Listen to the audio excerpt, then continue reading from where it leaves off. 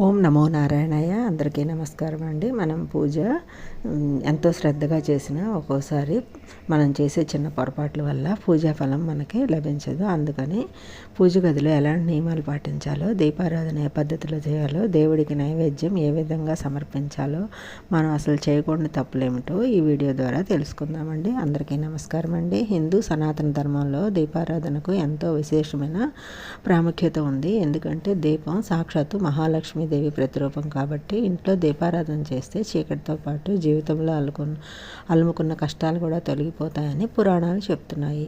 కానీ దురదృష్టవశాత్తు చాలామంది ఎంతో శ్రద్ధగా గంటల తరబడి పూజలు చేసినా ఆశించిన ఫలితాలు రాక నిరాశ చెందుతారు. దానికి ప్రధాన కారణం ఏమిటంటే పూజ లేదా దీపారాధన చేసే సమయంలో వారు తెలియక చేసే చిన్న పొరపాట్లే. సరిగ్గా ఈ కారణం చేతే మన పెద్దలు పూజా విధానంలో కొన్ని ఖచ్చితమైన నియమాలు విధించారు. ఒకవేళ మీరు కనుక ఈ నియమాలు పాటిస్తూ దీపారాధన చేస్తే మీ పూజకు 1000 రెట్లు అధిక ఫలం ఉంటుంది. మీకున్న కష్టాలు కూడా తొలగిపోతాయి. దేవతల ఆశీర్వాదం లభిస్తుందని చెప్తారు. కాబట్టి పూజ గదిలో ఎలాంటి నియమాలు పాటించాల్సింది, దీపారాధన ఏ పద్ధతిలో చేయాలో, దేవుడికి నైవేద్యం ఎలా సమర్పించాలో, అలాగే మనం అసలు చేయకూడని తప్పులేమిటో ఈ వీడియో ద్వారా వివరంగా తెలుసుకుందాము. ఈ వీడియోని ఎక్కడ స్కిప్ చేయకుండా పూర్తిగా చూడండి. ఫస్ట్ టైం కనుక నా ఛానల్ని చూస్తున్నట్టయితే సబ్స్క్రైబ్ చేసుకోండి. మొదటిగా దీపారాధన నియమాలు గమనిస్తే దైవశక్తి ఉండే దీపాన్ని ఎప్పుడూ నేరుగా నేలపై పెట్టకూడదనమాట. దీనికి బదులుగా కుందుల కింద ఖచ్చితంగా తమలపాకులు కానీ లేదా కొద్దిగా అక్షంతలు కానీ వేసి దీపాలు వెలిగించాలి.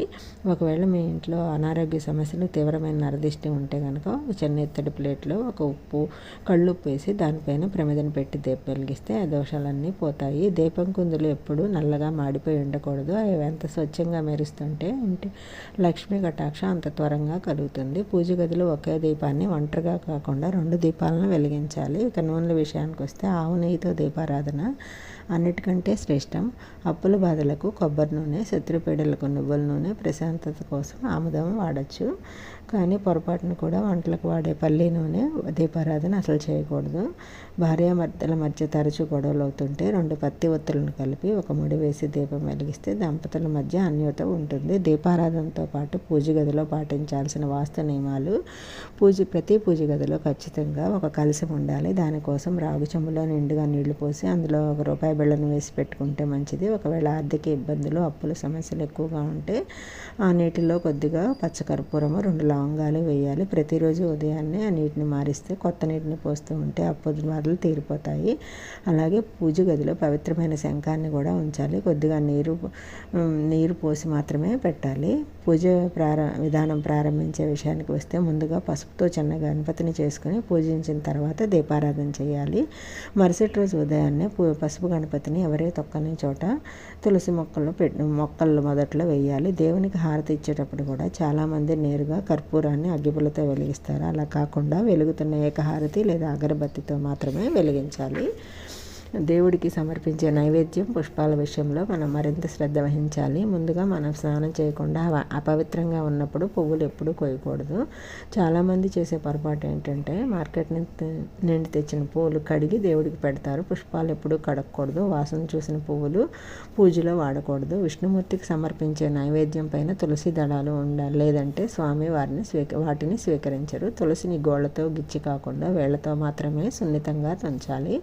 దేవునికి అరటిపండు నివేదించేటప్పుడు తొక్క తీసి పెట్టాలి. నైవేద్యాన్ని ప్లాస్టిక్, స్టీల్ గిన్నెల్లో కాకుండా ఇత్తడి, వెండి గిన్నెల్లో లేదా తమలపాకులో పెట్టాలి. నైవేద్యం పెట్టిన తర్వాత ఆ గిన్నె చుట్టూ కొద్దిగా నీరు చిలకరించాలి.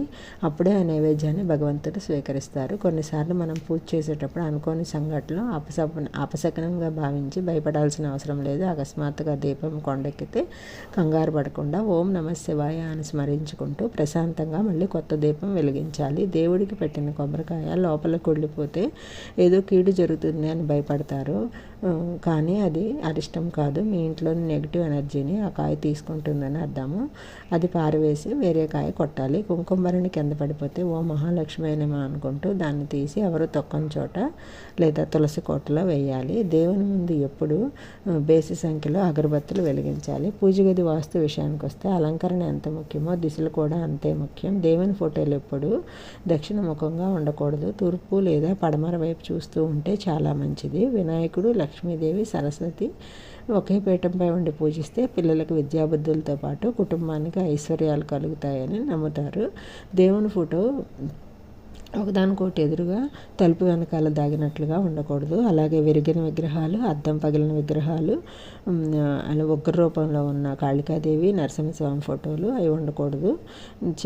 పూజ గది ఎప్పుడు చీకటిగా ఉండకూడదు. రాత్రి వేళల్లో వెలుతురు ఉండేలా చిన్న బల్బు కూడా పెట్టుకోవాలి. పూజ గదిలో అరుదైన ఏకాక్షి కొబ్బరికాయ ఉంటే చాలా మంచిది.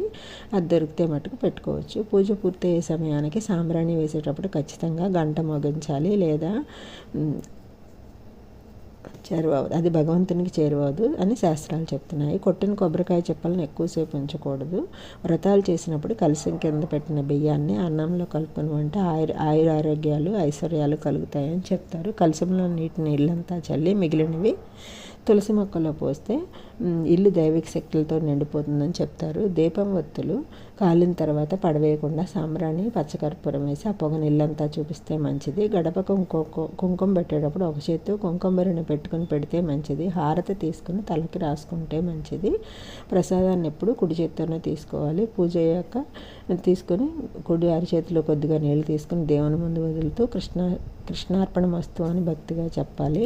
ఇంట్లో తరచుగా గొడవలు అవుతుంటే ఉదయం, సాయంత్రం సాంబ్రాణి పొగ వేయాలి. ఈ రోజువారీ జీవితంలో ఇలాంటి నియమాలు పాటిస్తే పూజకు సరైన ఫలితం ఉంటుంది అని చెప్తారనమాట. నమస్తే అండి. ఇదే పూజ గదిలో మనం చేసే చిన్న పొరపాట్ల వల్ల మనకు తెలియకుండానే మనం పూజ ఎంత శ్రద్ధగా చేసినా పూజా ఫలితం లభించదు అని చెప్తారనమాట. కాబట్టి పూజ గదిలో ఎలాంటి నియమాలు పాటించాలి, దీపారాధన ఏ పద్ధతిలో చేయాలి, దేవుడికి నైవేద్యం ఎలా సమర్పించాలి అన్నది మనం ఈ వీడియోలో తెలుసుకుందాం. వీడియో నచ్చినట్టయితే లైక్ చేయండి, షేర్ చేయండి. Thanks for